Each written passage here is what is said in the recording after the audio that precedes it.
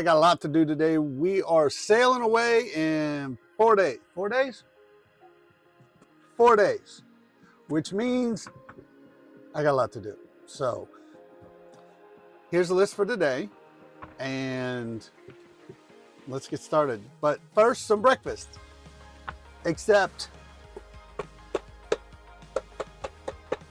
my eggs, they be frozen. So I gotta fix that. I don't know how I'm gonna do that. Comment below if you know how to fix frozen egg whites stuff. Have fun. Okay. Found it. This is an above the water bilge pump. Now, most bilge pumps go down in the water, down in the bilge, but this one does not. The benefit of having this is that when you've got an area down in your bilge where you can't really get to it, because underneath our motor is our access and it's kind of really small, so we can't put a big bilge pump down in there. So if the one that we have down in there that I put down in there before the motor was put in ever goes out, then I don't have a way of putting another big one down there. But this allows me to use a large bilge pump above the water, and all I have to do is run a hose down into the bilge, and that way it'll just, every time I switch on, it'll suck the water out. Pretty gnarly, so we're gonna clean it up.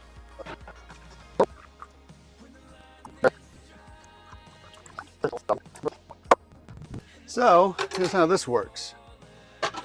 12-volt plug-in. There's one around the corner here. Go, no go, plus negative. It's a kitty. Apparently I was in his way. My voltmeter's dead, which means I gotta fix that, add that to the list before we leave. It's giddy. And then we gotta do this the hard way. So we'll try, this is the negative first. The worst part of this is I don't know which one of these is positive and negative. I know which one of the lines coming out of the pump is positive and negative, but I don't know which one of the ones coming out of there is positive. You know, that's what the voltmeter was for. Hey babe, put it in the next one. These wires may not work back. Stop. Okay. That's a go. Okay, hold on. Okay, go. So cool. Okay, stop. Awesome. Now let's see if it'll do the suck. So stay where you're at. Hi, Bowie. He's helping me.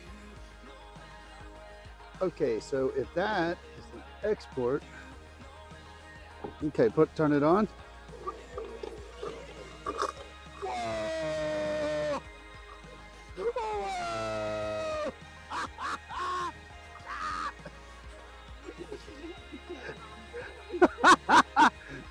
All right, working. Our $5 pump is rocking. That is awesome. Okay, so I got to prep to install this, so I'll be right back. I kind of need to explain something. We don't have a regular toilet system on our vessel. We have a compost toilet, so I don't have hoses and tanks and, you know, those kind of things. So because of that, I don't know a lot about them. I don't know what pumps are pumps because, well, what I'm getting to is that's a poop pump.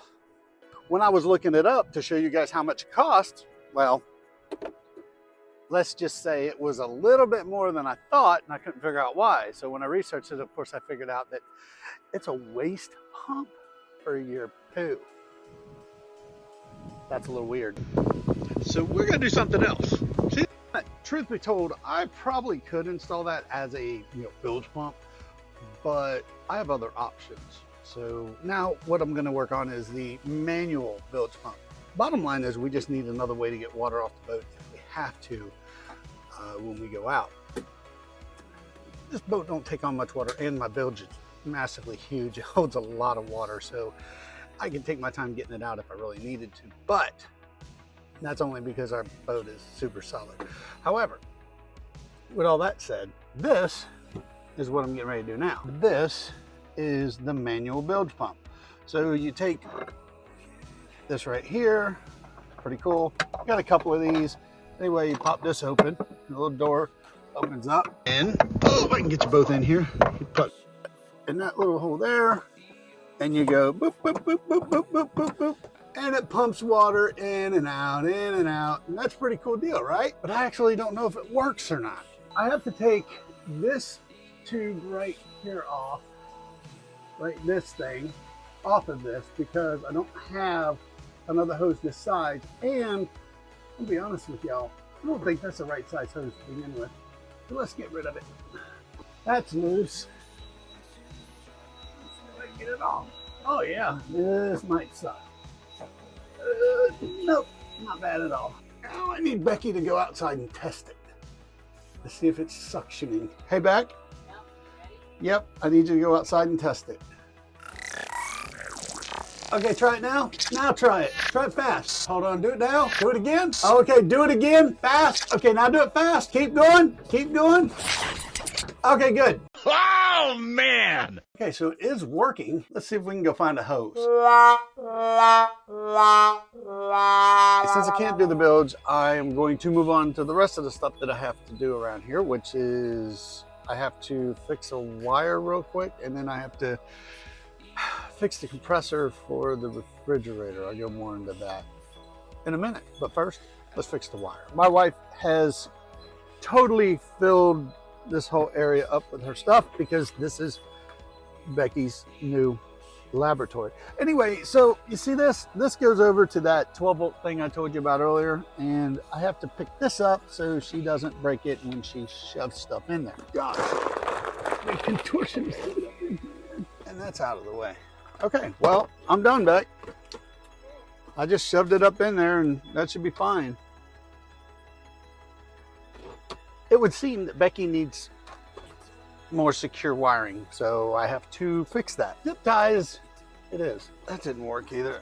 So I'm basically gonna kill two birds with one stone. I'm going to fix this crack and the wire at the same time is my goal. Did that go up there? I guess, yeah, it did. Well, I guess I got it. And that's done, so check that off the list. Next is a refrigerator compressor underneath the stove because, well, I'll just show you. Okay, down here at the bottom, see that hole, that big old thing? See the little fan? That fan cools inside here, which is this. That is the compressor for the refrigerator, which is over there. Now, that compressor is moving. See, and when we sail, what happens is that compressor falls backwards. This part back here, right underneath there, which is right here. Oh, that part right there, underneath there needs a wedge or something. All right, let's see if I can get you guys in there or not. Down there, that's a weird angle, but let's see. There's a compressor, there's the board. Back in here, yeah, there's a piece of wood. Back there that I got wedged in there. That piece of wood needs to stay there, so we got to put some resin in underneath it and just glue it down a little bit. Nothing special, just a pump of one, pump of another. As you can see, they even got dirt in it. It's fine.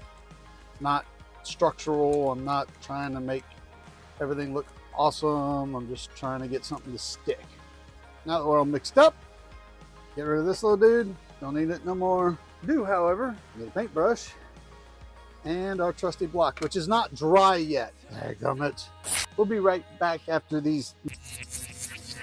This is just about dry, but due to the time it takes me to do the little resin on the thingy and get it ready to go over there and all that, I am actually going to take you in the hole and you can wait on me over there. I'll be right there. Okay, so I already put resin on the block and all I have to do is reach down in here, put that forward a little bit, right here, squish it around a little bit, and there you go. That will dry, and as soon as it gets dry, this will no longer tip over. Problem solved. I'll check that in a couple hours just to make sure it's set up and that it won't tip over anymore. So I think we're good. Even if the block literally just stays there barely, it's going to stop that thing from tipping over. It's literally just a little wedge to stop it from doing that. So I think we're good. On to the next project. That is the bathroom grate. Ignore the floor. I haven't finished it yet. So anyway, that is the bathroom grate. Now the problem is, here, hold on, let me pull it out and I'll show you. These things are, see how loose they are? So the whole grate is wiggling and moving and coming apart. So I gotta fix that.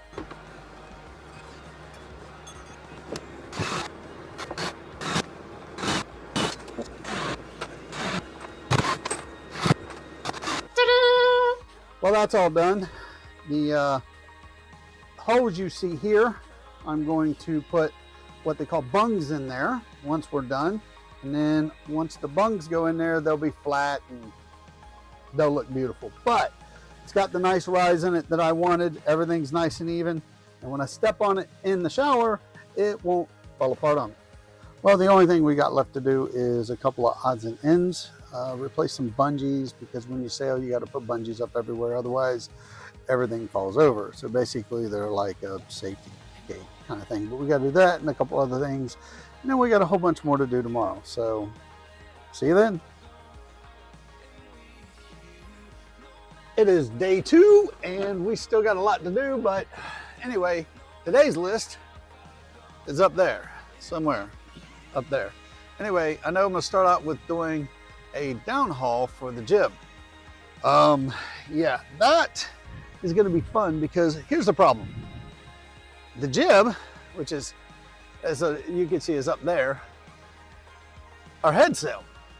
Well, what happens is when we get under duress and the sail fills up with a lot of air and there's a bad weather sets in and I got to take the jib down because it's too windy. The jib is always full of air, and when it's full of air, it's really hard to get down. So when it's hard to get down, I got to go up on the bow, way up there on the sprit at the beginning, and then I got to pull it down by hand, which is, well, it's a little dangerous. So what I'm going to do is I'm going to put what's called a downhaul on it so that while I'm back here, I can pull on a line and that line will pull it down. And there you go. So we're going to do that. But first I got to pull the kayaks up on deck because, well, that's what I'm using for the downhaul. Yeah. And then before we do the kayaks, I have to do this thingy right here so I can get the kayaks over here on, on deck. So we'll try that first.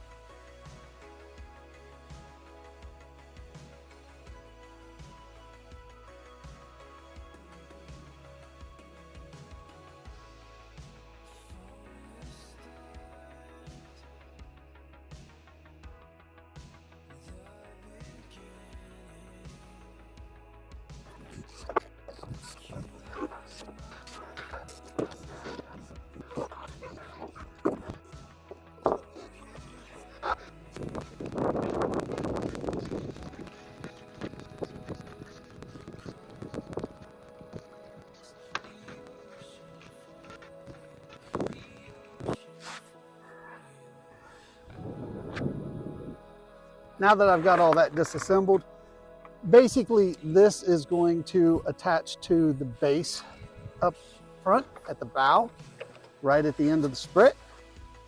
And then this will attach to the top or the head of the sail. I don't know if you can see that. That's the head of the sail. So I'm gonna take this, just tie a simple little bowline on it. When I pull this, it pulls down on that. You can see that, pretty cool, right? I'm just going to use the other block that was on it. It's a snatch block. That's what this part is with a becket, which is where you tie the line off. So anyway, we're going to use that one. We take our block, we just snatch the block onto the line under the, right here, and you basically got a soft connection. Now that that's done, we're going to finish off with tying the kayaks off. Put you a alpine loop, I believe these are called, in climbing anyway, and one spot that you can get to here. You'll see what this is for. This is the tie. Basically, it's kind of like a trucker's hitch, but a little more permanent. You're around handrail, come through the Alpine, and now it will secure these yaks perfectly. And you just do a couple little hitches. Next up is putting fuel in the boat. This is diesel, and it goes in that right there.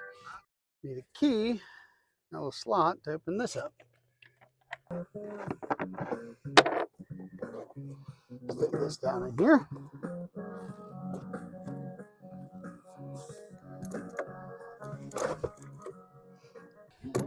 So you take this side, put it down in there, this in this thing, and you do this.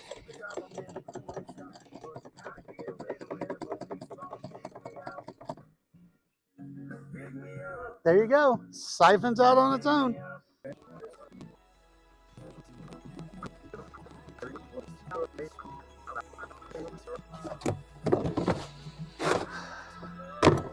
That's it, 15 gallons. Today is the last day of actual work on the boat before we leave. It is Monday. We're leaving on Wednesday morning at sunrise. So we have to go to my dad's tomorrow. We're going to do laundry and do those things, get some things done at his house and his neighbor's house, because, you know, we got to get things ready before we actually leave. But after that, you'll see us heading out Wednesday morning bright and early.